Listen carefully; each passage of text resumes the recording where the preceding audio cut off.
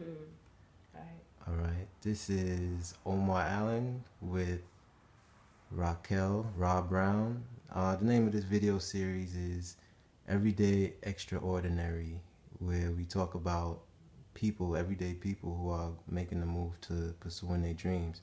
Now, I kind of set the bar high by starting off this series with Raquel, because she's actually a extraordinary everyday person. She's done a lot as far as hosting, traveling the world.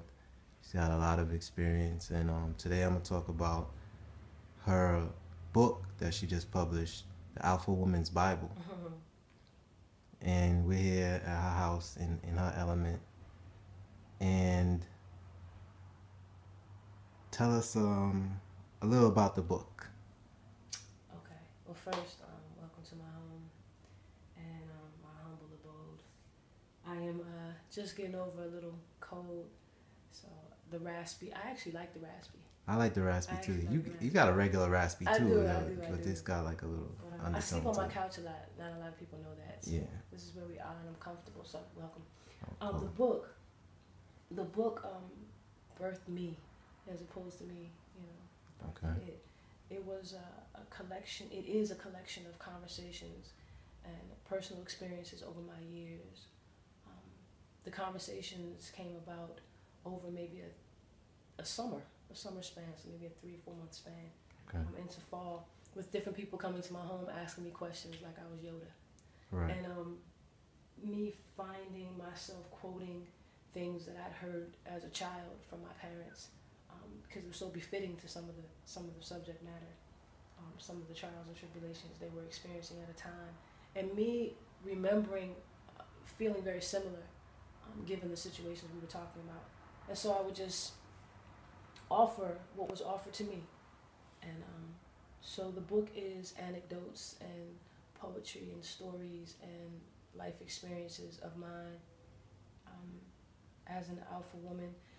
And you know, it's interesting. I don't walk around, I didn't walk around even prior to this book saying I'm an alpha woman. It's just that I trust that I'm a woman that comes from women that are original women. Okay. You know, so yeah. But What go ahead. what exactly is an alpha woman? An alpha woman, you know, alpha means from the beginning. Okay. It's funny because somebody asked me, how did I become an alpha woman? I said, how do you become something that's from the beginning? Like, it's a beingness. It's not a becoming. We're Okay. not human becomings. We're human beings. So alpha to me means from the beginning, or the beginning, the original. Okay. In the sense that people have talked about themselves, Yes. as you know, as it relates to calling themselves alpha, anything, male or female. Right. I feel like a lot of people define it as the strong, no nonsense, aggressive, Yeah. woman. Yeah. And while I can be that way, I think that there's a particular mastery in being soft and strong at the same time. Okay. And I trust that, me personally as an alpha woman, I trust that that to me that's an alpha woman, like across the board. She's soft and she's strong, like she knows when to be both. Okay. You know. Well, like from my before I read the book, now my understand, well, I guess maybe misunderstanding or understanding on my perception of an alpha woman, particularly from other women who call themselves alpha women, was of a woman that's like challenging to men, like really No. like exhibiting a lot of masculine energy. But as from reading your book, I've got a whole different perception. It's one of more so a woman that actually loves men. Yes. Yeah. Yeah, and because I understand, personally, I can't speak for everyone. I trust that men and women have roles, and I like the role of the man. I like, you know what I mean? I like their strength. I do, both physical and their mental strength. I have a great deal of respect for their emotional competency, or what's considered emotional competency in men, because a lot of women feel like men are not emotional creatures. Of course they are. Right. There's a level of intelligence, you know, in being emotional though, and I feel like I've learned how to be more intelligent in that arena over my years, and so that's why personally speaking, that's why that I've been compared to thinking like a man. But how do you think like a man? I'm a woman. Exactly. I have no desire to be, think, act, dress. You know what I mean? Like that's just not. I don't really understand that. Right. But I have heard that before. Like alpha women. Yeah, like some people. Challenging it. Like some people would say like an alpha woman is like a butch type of woman or like a lesbian or something like that. Which is interesting. And so what I find interesting about that is when certain people meet me, especially when they don't know me, they want to put me in that box to make sense of me. Yeah. It's what they do. It's like automatic, you know, for them to do that. That's sad at best. I mean, it's still not for me to judge, but that's kind of sad. Okay. You know what I mean? Because why is it sad? Well, because you have to. It's because it all goes back to giving a lot of credit for that type of freedom to men. Okay. You know what I mean? If I'm that way, then I have to love women like most men do. Like, why is that the case? Why is that a masculine thing for me to love myself enough for me to treat you well and treat me well, or to tell you that I love you? I just love me more. Like, right. I mean, that's. Yes. I don't like. I get it, but I don't get it. You know what I mean? Like. Yeah. To put me in that box, I just find it interesting. I was actually having a conversation with someone today, and I was explaining to them that men love themselves. Men actually look out for themselves. Mm-hmm. Whereas a lot of women, they'll give their all to a man. Right. And as far as giving their all to a man, they expect for a man to give their all to that woman. Right. And they wouldn't even tell the man that they expect that from the man. And when he doesn't give that to them, they get upset. Right. And then when they start doing for themselves, like a man could do for himself and not have any type of resentment towards anyone else. Like I could do me and just be like, hey, how are you doing? Whereas when a woman gets to that point where she's like, I'm going to do me, it's like, I'm doing me and fuck you. Yeah, basically. Yeah. That's usually how that goes. Yeah, so you talk about that a little bit. I do. I just, you know, and I've said it, you know, I told you that I told, it was a period of time where I was seeing different men, like a few of them. Yes. And that the understanding between myself and them is that the most important relationship is the one I have with me. Not the one I have with my daughter, not the one I have with my job or my creative side, with me. You know what I mean? Yeah. Because those things don't define me. Being a mother doesn't define me. Being an artist doesn't define me. I just, you know, things are subject to change with me. I'm subject to grow, and I'm alright with that. You know what I'm saying? But yeah, that's definitely the case. But I've had to say that to a lot of men, and believe it or not, they found that to be like, I feel like they heard challenge when I said that. Yes. You know what I mean? So a lot of them wanted to be that alpha male in my life, that one, that only one, that I'm the first, like, no matter who else she's saying, I'm the one. And that's not what we signed up for. That wasn't the agreement.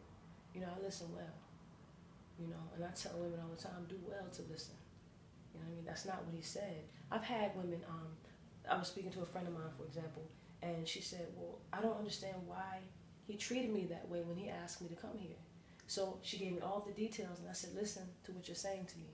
He asked you to come here because he wanted you to be here for him. He didn't say he wanted you to go to different places with him or be around him. He said exactly what it is he wanted from you. And you said yes, you complied. And then you got out there and you had some expectation for it to be different. When he told you exactly what it was he wanted. See, men are simple. But women are simple too. We make things complex as hell. And this ain't no bashing on either men or women. It's just the fact of the matter. Okay. And so that upset her. You know, why did he do that? Because he could. That's why. Okay. Because he could, and because he told you exactly what was, like, I don't understand why we don't trust that what someone says is maybe how they might feel at the time. Okay. Maybe exactly how it's going to go. Like, if I tell you that the most important relationship in my life is the one I have with me, why would you find that challenging? Why wouldn't that be okay with you? As a man or a woman, like, it's with me. Like, you know, this is my self-mastery. This is... See, that goes into what, that goes into what I was talking about earlier as far as being selfish. And being selfish is deemed as being wrong, or that for someone to actually put their self first in their life, that they are wrong for that, and that people should be selfless. Oh yeah. Yeah, and I basically said like men are selfish because we have to take care of ourselves in order to take care of everybody else. Like I trust that's the case. Period. Though. yeah, that should be the thing all around. But I think that a lot of women believe that by them they're putting someone else first, that they, like I said earlier, they expect that to happen in return. It's almost like a person giving 50% of themselves and expecting the other person to give 50%, and then you become one, as opposed to one whole person coming 100 right. coming together, and you have two whole people. Right. You know. Yeah, I wrote this piece one time talking about how so many want to eat off my plate and get full, go away and take credit for how full they've become, and that's fine, right? But I want somebody to come to the table already full and just kind of like share, like, you know what I mean? Right. Already whole. You know, I read, you said something that triggered this memory for me. I was on Facebook and they were talking about women and their children, and this one woman's response was, any good mother loves her children more than she loves herself. And I was like, wow. I didn't comment. I just remember reading it going, wow. Any good mother loves her children more than she loves herself. Yeah. That's what she said. And again, I didn't. So what do you think about that comment? What did it make you think? I think it's judgmental. Okay. But I don't know that. I don't think that that's the place she was coming from. I think that she honestly meant that. Any good mother loves her children more than she loves herself. I love Jordan like no other.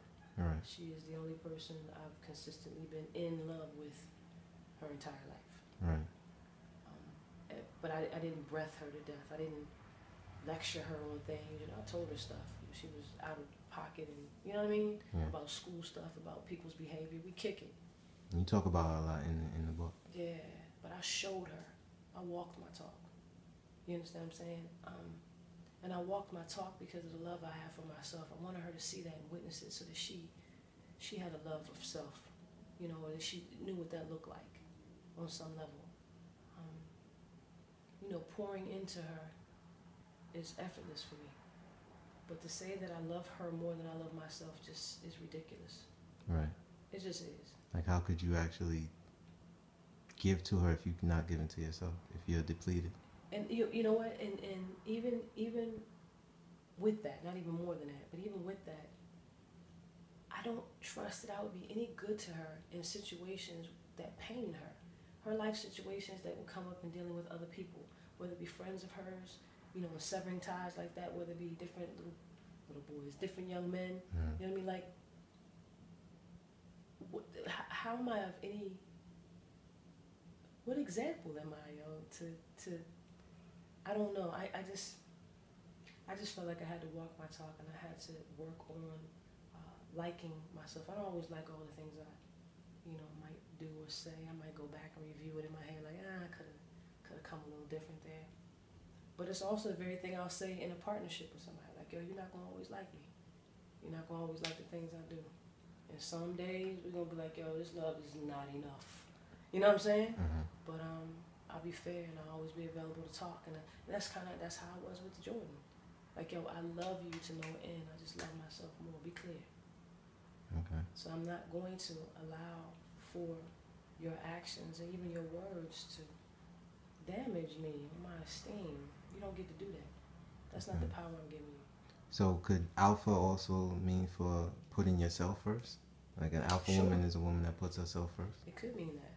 Okay. It could mean that. But of course somebody will take that and make it have a negative connotation, I'm sure. Yeah, but you saying it in the way to where by putting yourself first, then you can actually provide more to. Yeah, I can pour people. into my youngin because I understand where it's coming from.